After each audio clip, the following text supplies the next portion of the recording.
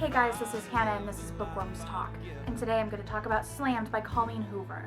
This book was one of the most inspiring, life-altering books I've ever read.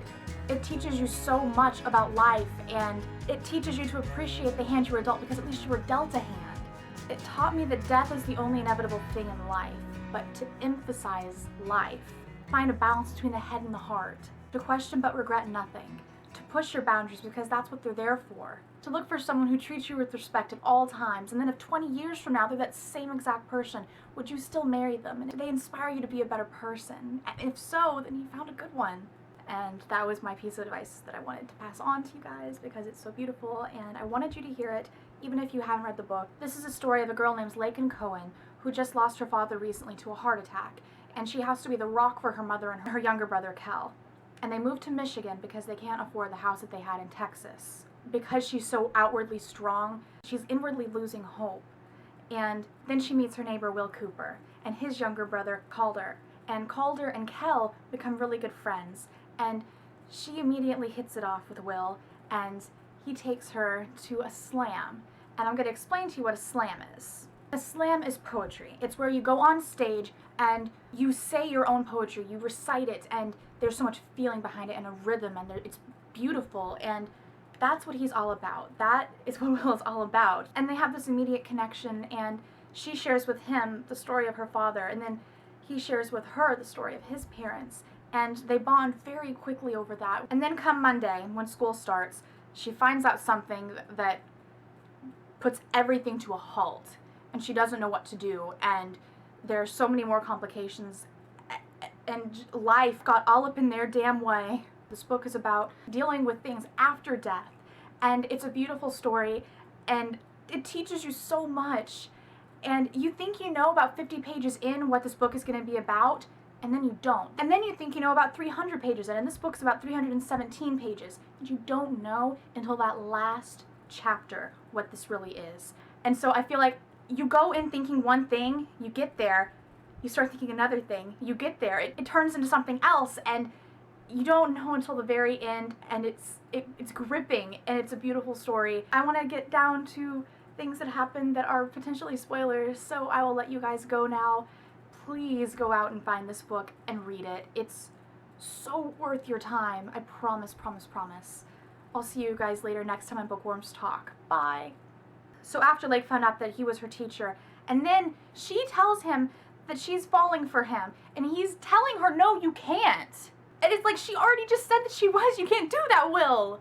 I wanted to stay mad at Will for that for a long time. I was so mad at him. But then the pieces of his past started to click together about his girlfriend and the car accident and him losing his scholarship and everything happening within a 2-week period. I couldn't stay mad at him for that. Because he was wanting to protect Laken from what happened to him. He didn't want her to have to give up her childhood, because he had to give that up. And then the irony of all of that, because no matter what Will did, she still did lose her childhood in a way. Betty's Pink Balloon poem, I was so happy. I'd never had a balloon before. I mean, I always saw balloons wrapped around other kids' wrists in the parking lot of Walmart, but I never dreamed I would have my very own. It's just, and you emphasize it with them, and it draws you in so much. And then the story unfolds for you, and it takes you off guard, and you're so deep into it, and it hits hard. Her mom has cancer. I had to take a really deep breath before I got to talk to you guys about this part. Her mom has cancer, and that's why they moved to Michigan. It's not that they couldn't afford the house, they could. She needed the treatment. And she needed someone to take care of Kel when she dies, because she didn't want to have to burden Lake with that. I mean, it's not bad enough that her father died suddenly. That was awful in itself. But then let's move towns and have to start over, and then she meets this guy, and she can't be with him in any way, and he avoids her at all costs. And then let's give her mom cancer, and it's terminal, and she's going to die. There really isn't any hope. And then let's give her little brother away so she can't be with him. She won't have her brother. Like, are you serious? And then we find out about Will's parents and how that all happened, and how Calder was in the car and he had to watch for 5 minutes while his parents died. He was in the car with them. When Will explained that when you relive the poetry, yes, you may not feel that same way again. You may have moved past it. And he's like, so what if the heartbreak you were feeling last year you don't feel anymore? It could be exactly what the person in the front row is feeling right now. You may reach a person 5 years from now with those words that you don't feel anymore, but it can reach them, and that's why you write poetry. And that's exactly what it was for Lakin when she told him about her father, and then he went and he slammed the poem about his parents' death, and it was exactly what she was feeling, and it reached her, and that was the entire point. When her mother's hair began falling out, and she took some of it, and she put it in her purple hair clip, the magic purple hair clip that her father gave her.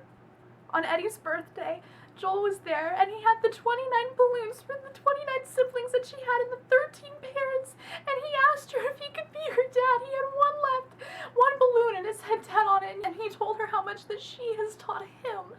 Someone who was dealt such an awful hand, and she still managed to teach him. Will's poem about the ocean, you can have the ocean, I'll take the lake. He said he loved her and he didn't know that she was there. And then the thing with Javi after it, and he, I guess, figured out she was there, and he punched Javi. Yes, Javi was forcing himself on her, but Will didn't know that. He did it out of jealousy because he didn't want anyone else to have her. He told Julia that he would let Lake go so that she could have time to focus on her mother. And then her mom told her that Will didn't choose his job over her, that he chose her for her, because that's ultimately what he wanted so bad with his first slam. If he had time to prepare to say goodbye to his parents, he would have. And he didn't want her giving that away to just focus on him. He wanted her to focus on her mom like he never had the chance to do with his parents. And then Lakin's emergency slam. Warning in advance, there will be tears, and I am reading verbatim the book, and it's beautiful, and judge me. I got schooled this year by everyone. By my little brother, by the Avett Brothers, by my mother, by my best friend, by my teacher, by my father, and by a boy that I'm seriously, deeply, madly, incredibly, and undeniably in love with. I got schooled this year by a 9-year-old. He taught me that it's okay to live life a little backwards and how to laugh at what you think is unlaughable. I got schooled this year by a band. They taught me how to find that feeling of feeling again. They taught me how to decide what to be and to go be it. I got schooled this year by a cancer patient. She taught me so much. She's still teaching me so much. She taught me to question, to never regret. She taught me to push my boundaries because that's what they're there for. She taught me to find a balance between head and heart. And then she taught me how. I got schooled this year by a foster kid. She taught me to respect the hand I was dealt and to be grateful that I was dealt a hand. She taught me that family doesn't have to be blood. Sometimes your family are your friends. I got schooled this year by my teacher. He taught me that the points are not the point. The point is poetry. I got schooled this year by my father. He taught me that heroes aren't always invincible and that magic is within me. I got schooled this year by a boy that I'm seriously, deeply, madly, incredibly, and undeniably in love with. He taught me the most important thing of all, to put an emphasis on life. These are the tears I still can't hold back. Then she tries to leave after that, and he's like, that's not a good idea. And then Will's emergency slam. And he said that life got all up in their damn way and everything happened, and life knows, life is trying to tell me that the girl I love, the girl I fell so hard for, there's room for her at first. I'm putting her first.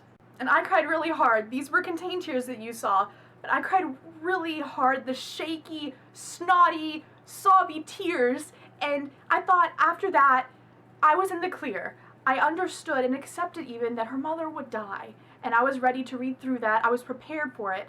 But then her mother passed in September, and we didn't have to live through that. And so I thought, I'm okay. If this is going to be about her moving on and accepting, I was wrong. As soon as I read the 3 words, to my babies, I lost it again. Don't stop making lasagna. Lasagna is good. Wait until a day when there's no bad news and bake damn lasagna. Just that whole letter, I cried so hard. Oh. As you can tell, towards the end of this, I just gave up fighting the tears. So you know what I mean. You read this. So it's hard to fight them. I just finished it last night. I already knew in advance the Elizabeth Kubler-Ross 5 stages of grieving. And I feel like I went through those 5 stages reading this book. And I know that sounds a little weird, but even Lake said that just in life you can go through those 5 stages and it's not just limited to death.